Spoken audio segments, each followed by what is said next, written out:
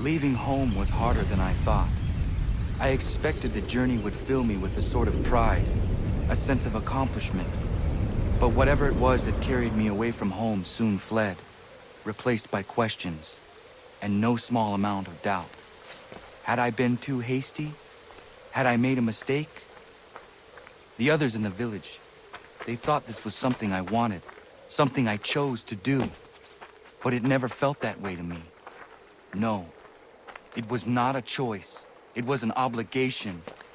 Because if not me, then who?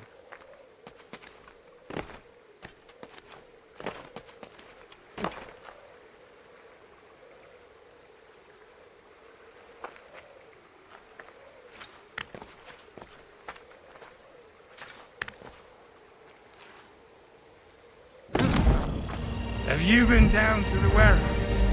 That's the place.